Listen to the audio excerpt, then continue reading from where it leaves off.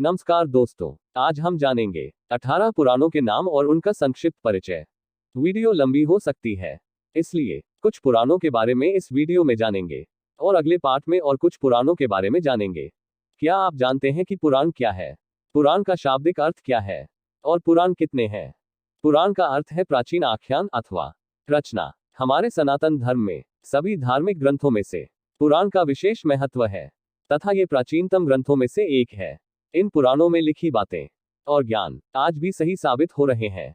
पुराण में लिखा ज्ञान हमारी हिंदू संस्कृति और सभ्यता का आधार है, इस बात से सभी सहमत हैं। लेकिन पुराण क्या है और पुराण कितने हैं ये सभी नहीं जानते। पुराण में हिंदू धर्म के ईश्वर, संतों, ऋषि मुनियों और वीर राजाओं, उनके द्वारा रची लीलाओं, उनके जीवन और उनके सिद्धांतों को विस्तार रूप से दर्शाया गया है। पुराण संस्कृत भाषा में लिखे गए, जिन्हें बाद में हिंदी और अंग्रेजी में अनुवादित किया गया, ताकि आम जनता पुराणों को पढ़ पाए, समझ पाए और जीवन में अपना पाए। पुराण कितने हैं और उनका नाम क्या है और उनमें क्या क्या बताया गया है, ये सब आज आपको इस वीडियो में पता चलने वाला है। नारद पुराण के अनुसार प्राचीन काल में एक ही पुराण था, जिसका विस्तार 100 करोड़ श्लोकों में था, जो आज भी देवलोक में विद्यमान है। समयानुसार संसार में पुराणों का ग्रहण न होता देख भगवान विष्णु ने ब्रह्मवेता महात्मा व्यास के रूप में प्रकट होकर संपूर्ण लोकों के हित के लिए 4 लाख श्लोकों के पुराण का संग्रह किया और उसे 18 भागों में विभक्त करके 18 पुराणों की रचना की। इन 18 पुराणों के नाम इस प्रकार हैं। 1 नंबर पर है ब्रह्म पुराण, 2 नंबर पर है पद्म पुराण, 3 नंबर पर है विष्णु पुराण, 4 नंबर पर है वायु पुराण, 5 नंबर पर है भागवत पुराण, 6 नंबर पर है नारद पुराण, 7 नंबर पर है मार्कंडेय पुराण, 8 नंबर पर है अग्नि पुराण, 9 नंबर पर है भविष्य पुराण, 10 नंबर पर है ब्रह्म वैवर्त पुराण, 11 नंबर पर है लिंग पुराण, 12 नंबर पर है वाराह पुराण, 13 नंबर पर है स्कंद पुराण, 4 नंबर पर है वामन पुराण, 5 नंबर पर है कूर्म पुराण, 6 नंबर पर है मत्स्य पुराण, 17 नंबर पर है गरुड़ पुराण, 8 नंबर पर है ब्रह्मांड पुराण।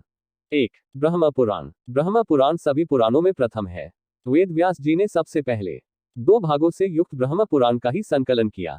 श्लोक संख्या 10,000। विषय सूची। पूर्व भाग देवताओं, असुरों और प्रजापतियों के उत्पत्ति की कथा, भगवान सूर्य के वंश का वर्णन, भगवान श्री राम के अवतार की कथा, चंद्रवंश का वर्णन और भगवान श्री कृष्ण का चरित्र। पृथ्वी के समस्त द्वीपों, पाताललोक और स्वर्गलोक का वर्णन, नरकों का वर्णन, पार्वती जी के जन्म तथा विवाह की कथा, दक्ष प्रजापति की कथा। उत्तर भाग यमलोक का वर्णन तथा पितरों के श्राद्ध की विधि, वर्णों तथा आश्रमों के धर्मों का निरूपण, योगों का निरूपण, प्रलय का वर्णन, योग तथा सांख्य सिद्धांतों का प्रतिपादन। इस पुराण को पढ़ने से आपको इस कथाओं के बारे में पता चल जाएगा। यह सारी कथाएं ब्रह्म पुराण में आती है। 2 पद्म पुराण। पद्म पुराण 5 खंडों से युक्त है।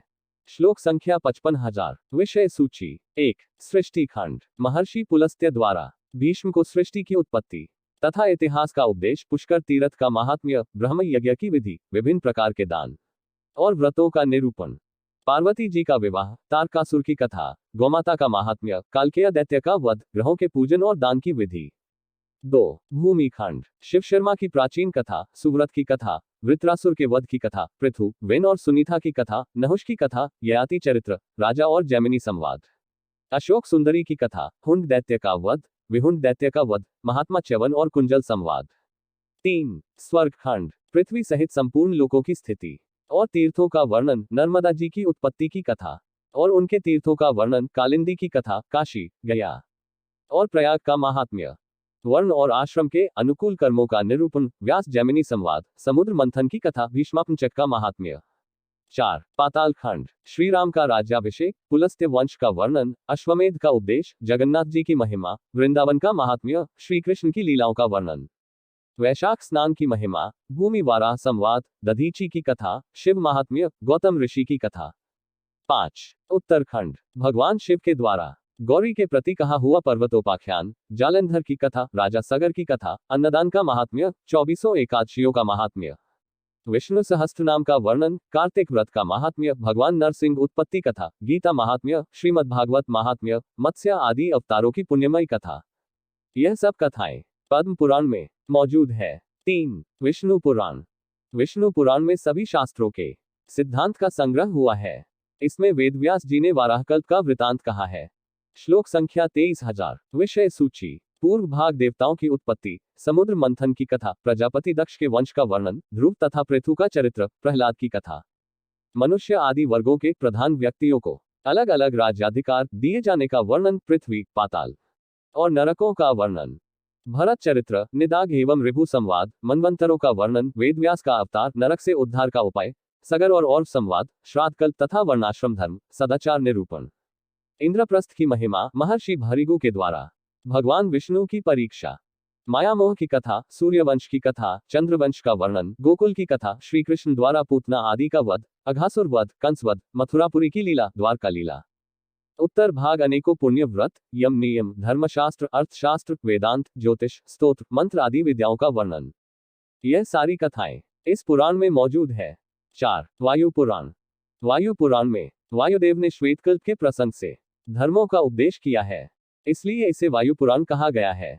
क्योंकि वायु पुराण में भगवान शिव की कथाओं का ही विशेष रूप से वर्णन है, इसलिए अन्य मान्यताओं से इसे शिव पुराण भी कहा जाता है। यह 2 भागों से युक्त है। श्लोक संख्या 24,000।